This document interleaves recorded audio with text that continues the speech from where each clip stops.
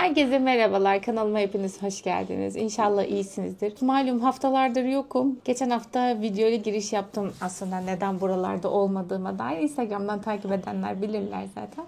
Merhaba sevgili dostlar. Bugün sizlerle doğma yapıldığımızı size göstermek istiyorum. Evet. 5. haftadan bugüne, yani şu an 12. haftamın içindeyim. Gerçekten çok şiddetli mide bulantılarım var. Yani gerçekten dayanılmaz derecede. Sabahları kahvaltı yapabiliyorum sadece. Ondan sonra ertesi güne kadar hiçbir şey yiyemiyorum. Hatta o yüzden de akşam yemeği de yemiyor. Evet. Aslen sen hep babanla tek başına akşam yemeği yiyorsun değil mi? Evet. Bir yandan aslında videolara devam etmek istiyorum ama gerçekten o kadar şiddetli oluyor ki bulantılarım. Özellikle öğleden sonra. hasta ki. Sen dur sabırlı ol. Ben sana konuş deyince konuşursun, tamam mı? Tamam.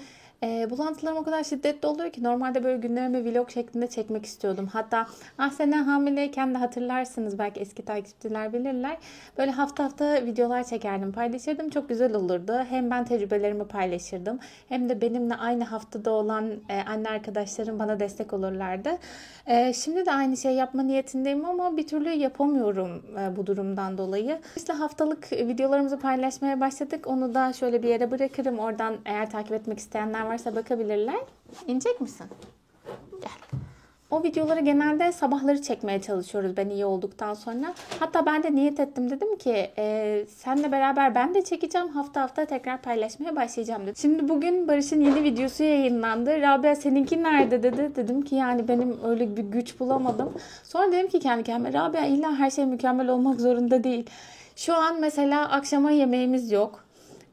Birkaç gündür böyle hani kokusuz şeyler yapmaya çalışıyorum iyiyken. Mesela pilavımız vardı, işte tavuk haşlıyorum kokmaması açısından bana. Akşamleyin onları yiyorlar. Geçen hafta bir tane arkadaşım çok güzel bir dolma yapmıştı. Onun tadına bakmıştım, çok güzeldi. Böyle pişirmeden çiğden saracağım. Hem bana kokusu yok hem de hepimize güzel bir öğün olur diye düşünüyorum. Şimdi Ahsen'le beraber dolma sarıyoruz. Olduğu kadar. Şimdi sen de konuşabilirsin artık. Ne oldu? Konuş dedim, ne oldu?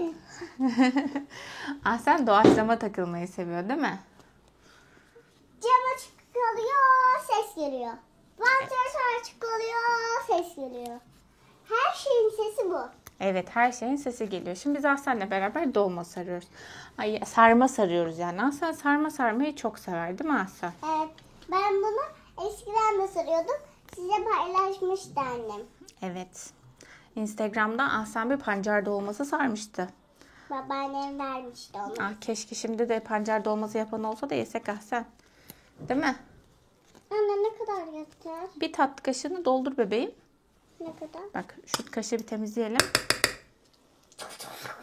Al bakalım, bu kadar koysan yeterli. Kaç gündür niyet ettim bunu yapacağım diye. Hatta geçen böyle 4-5 gün falan oldu, annem gelmişti. Bu dolmanın harcın içinde taze soğan var. Hani bak bebek. Evet. Taze soğanı aldım işte pazardan. Eve bir geldim, bana o kadar koktu ki o. Normalde... Anne, koy onu. Diğerine şeker koyayım, tamam mı? Tamam, bir dakika. O kadar koktu ki o bana. Dedim ki yok dedim, bu dolma hayal oldu. Ben yapamayacağım herhalde. Sonra taze soğan aldıktan sonra annem denk gelince dedim anne ne olur bana o soğanları falan yıkar mısın? Bari dedim hani yapasım var. İnşallah yapabilirim. Hatta o kadar çok geldi ki dedim bir kısmını sen götür. Devamıyla da yapabilirsem yaparım inşallah dedim. Aradan 5 gün geçti. Ancak şimdiki nasip oldu, yapabiliyorum. Aramıza yeni katılanlar varsa yorumlara da yazarsa çok sevinirim. Çünkü genelde yorumlarda eski takipçilerimle konuşuyoruz. Anne. Ay ne kadar güzel olmuş vallahi, maşallah sana. Gösterelim mi kameraya sen nasıl dolma yapmış? Bence gayet başarılı. 4 yaşa göre başarılı bir dolma yani, değil mi? Anne verir misin? Vereceğim. Şimdi önümdekiler bitsin. Seninkini de biraz sıkıştırayım, vereceğim, tamam mı? Bak hiç bozmayacağım. Sadece sıkıştıracağım seninkini. Bak harika kıvırmışsın. Şöyle sıkıştırıyorum. Şöyle yaptım. Sıkı şöyle yaptım. Evet, ellerine sağlık. Bayıldım. Bence tadı da çok güzel olacak. Sen ekşi dolma seviyor musun? Buradakiler inceler ama. Şimdi İnce. yaprakları ince ve kalın olarak ayırıyoruz ki pişerken güzel pişsinler. Değil mi? Ne diyordum ben bu arada? Çok bölünüyor. Anne bu kadar bir Yeter bir tane. Olmuş tatlım. Hadi bunu da sıkıştıralım. Oo, bu birazcık karışmış ama. Şöyle. Şöyle. Biraz daha dikkatli sarmalısın, tamam mı? Bence sen de neyi eksik yapıyorsun biliyor musun? Beni çok az izliyorsun. Bence birazcık daha bana bakmalısın. Çünkü ne kadar bakarsam o kadar çok öğrenirsin. Biliyor musun, ben küçükken hep annemi böyle çok dikkatli izlerdim. En son kendim yapmaya çalışırdım.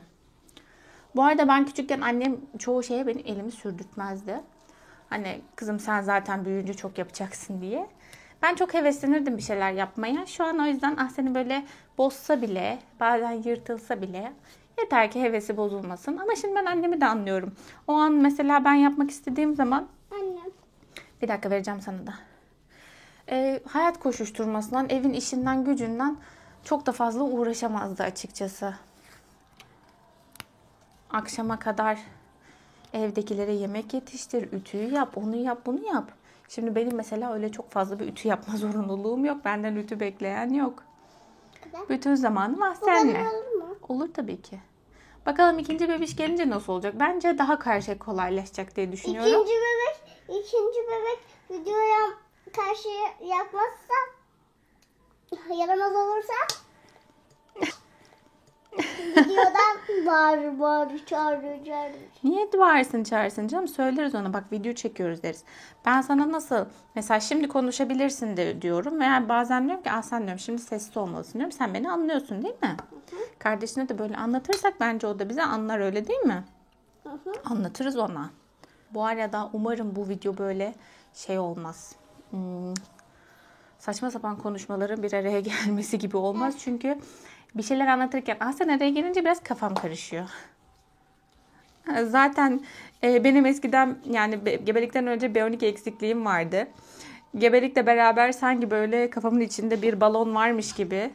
Çok fazla beynimi kullanamıyorum. Karıştırır mısın birazcık? Domatesin suyu var ya. O yüzden çok fazla şey unutuyorum. Bir şeyler yapmayı unutuyorum.